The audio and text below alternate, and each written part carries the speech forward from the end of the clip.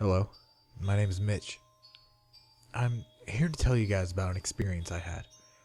I don't know if it was paranormal or whatever stupid words people use to describe supernatural phenomena, but after that thing visited me, I believe in that paranormal trash now. A week after I moved in with my brother Edwin, after my house was foreclosed, I finished unpacking. Edwin liked the idea of me moving in since we had not seen each other after 10 years, so I was excited too. I soon fell asleep after I moved in. After that first week, I heard rustling noises coming from outside at about 1 in the morning. I thought it was a raccoon, so I ignored it and tried to fall asleep. The next morning, I told Edwin about it, and he agreed. The next night, however, I thought I heard my window opening and a loud thump as if something entered my room. I darted up and looked around my room, but I saw nothing. The next morning, Edwin dropped his coffee cup when he saw me. He held up a nearby mirror and I saw myself. I had a large gash in my left cheek.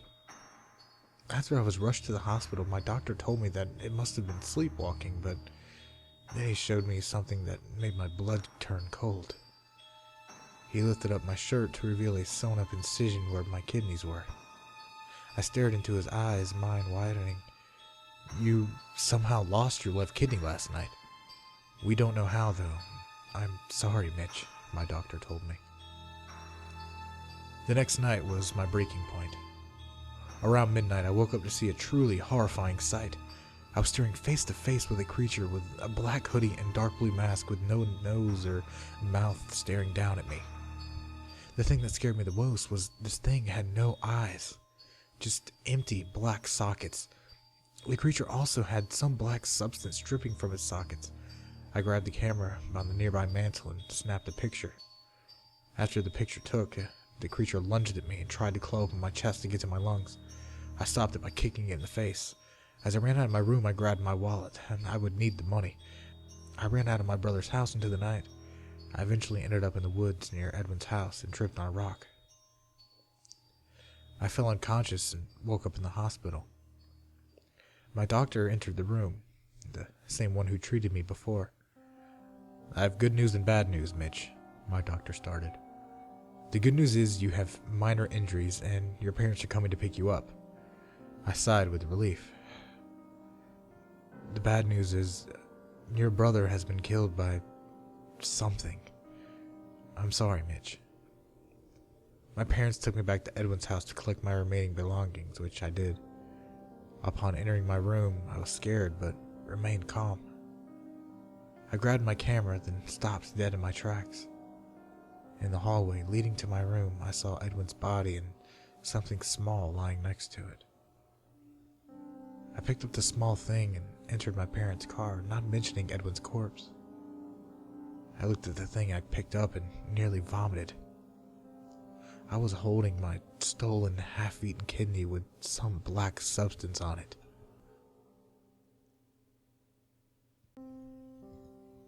Have you ever forgotten your phone? When did you realize that you had forgotten it? I'm guessing you didn't just smack your head and exclaim, "Damn," apropos of nothing. The realization probably didn't dawn on you spontaneously. More likely, you reached for your phone, pawing open your pocket or handbag, and were momentarily confused by it not being there. Then you did a mental recap of the morning's events. Shit. In my case, my phone's alarm woke me up as normal, but I realized the battery was lower than I expected. It was a new phone, and it had this annoying habit of leaving applications running that drained the battery overnight. I put it on the charger while I showered instead of into my bag like normal. It was a momentary slip from the routine, but that was all it took. Once in the shower, my brain got back into the routine it follows every single day, and that was it. Forgotten. It wasn't just me being clumsy, as I later researched. This is a recognized brain function. Your brain doesn't work on one level, it works on many. Like when you're walking somewhere, you think about your destination and avoiding hazards, but you don't need to think about helping your legs move properly. if you did, the entire world would turn into one massive, hilarious co-op cosplay. I wasn't thinking about regulating my breathing. I was thinking whether I should grab a coffee on the drive to work, which I did. I wasn't thinking about moving my breakfast through my intestines. I was wondering whether I'd finish on time to pick up my daughter Emily from the nursery after work, or get stuck with another late fee. This is the thing. There's a level of your brain that just deals with routine, so that the rest of your brain can think about other things. Think about it. Think about your last commute. What do you actually remember? Probably little, if anything. Most common journeys just blur into one, and recalling anyone in particular is scientifically proven to be difficult. Do something often enough and it becomes routine. Keep doing it and it stops being processed by the thinking bit of the brain, and it gets relegated to a part of the brain dedicated with dealing with routine. Your brain keeps doing it without you thinking about it. Soon you think about your route to work as much as you do as keeping your legs moving when you walk. Most people call it autopilot, but there's danger there. If you have a break in your routine, your ability to remember and account for the breaks is only as good as your ability to stop your brain from going into routine mode. My ability to remember my phone being on the counter is only as reliable as my ability to stop my brain entering morning routine mode, which would dictate that my phone is actually in my bag. But I didn't stop my brain entering routine mode. I got into the shower as normal. Routine started. Exception forgotten. Autopilot engaged. My brain was back in the routine. I showered and shaved, and the radio forecasted amazing weather. I gave Emily her breakfast and loaded her into the car. She was so adorable that morning. She complained about the bad sun in the morning blinding her, saying it was stopping her from having a little sleep on the way to the nursery. That was the routine. It didn't matter that my phone was on the counter charging silently. My brain was in the routine, and in the routine, my phone was in my bag. This is why I forgot my phone. Not clumsiness, and not negligence. Nothing more than my brain entering routine mode and overriding the exception. Autopilot engaged. I left for work. It's a sweltering hot day already. The bad sun had been burning since before my tortuously absent phone woke me up. The steering wheel was burning hot to the touch as I sat down. I think I heard Emily shift over behind my driver's seat to get out of the glare. But I got to work, submitted the report, attending the morning meeting. It's not until I took a quick coffee break and reached for my phone that the illusion shattered. I did a mental restep. I remember the dying battery, I remember putting it on to charge, and I remember leaving it there. My phone was on the counter. Autopilot disengaged. Again, there lies the danger. Until you have that moment, the moment you reach for your phone and shatter the illusion, that part of your brain is still in routine mode. It has no reason to question the facts of the routine. That is why it's a routine. The act of repetition. It's not as if anyone could say, "Why didn't you remember your phone? Didn't it occur to you? How could you forget?" You must be negligent. This is to miss the point. My brain was telling me the routine was completed as normal, despite the fact that it wasn't. It wasn't that I had forgotten my phone. According to my brain, according to the routine, my phone was in my bag. Why would I think to question it? Why would I check? Why would I suddenly remember out of nowhere that my phone was on the counter? My brain was wired into the routine, and the routine was that my phone was in my bag. The day continued to bake. The morning haze gave way to the relentless fever heat of the afternoon. Tarmac bubbled. The direct beams of heat threatened to crack the pavement. People swapped coffees for iced smoothies, jackets discarded, sleeves rolled up, ties loosened, brows mopped. The parks slowly filled with sunbathers and barbecues. Window frames threatened to warp. The thermometer continued to swell. Thank fuck those offices were air-conditioned. But as ever, the furnace gave way to a cooler evening. Another day, another dollar. Still cursing myself for forgetting my phone, I drove home. The day's heat had baked inside of my car, releasing a horrible smell from somewhere. When I arrived on my driveway, the stones crunching comfortably under my tires, my wife greeted me at the door. "Where's Emily?" Fuck. As if the phone wasn't bad enough. After everything, I left Emily at the fucking nursery after all. I immediately sped back to the nursery. I got to the door and started practicing my excuses, wondering vainly if I could charm my way out of a late fee. I saw a piece of paper stuck to the door. "Due to vandalism overnight, please use side door. Today only." Overnight? What? The door was fine this morning. I froze and my knees shook. Vandals. A change in the routine. My phone was on the counter. I hadn't been there this morning. My phone was on the counter. I'd driven past because I was drinking my coffee. I'd not dropped off Emily. My phone was on the counter. She moved her seat. I hadn't seen her in the mirror.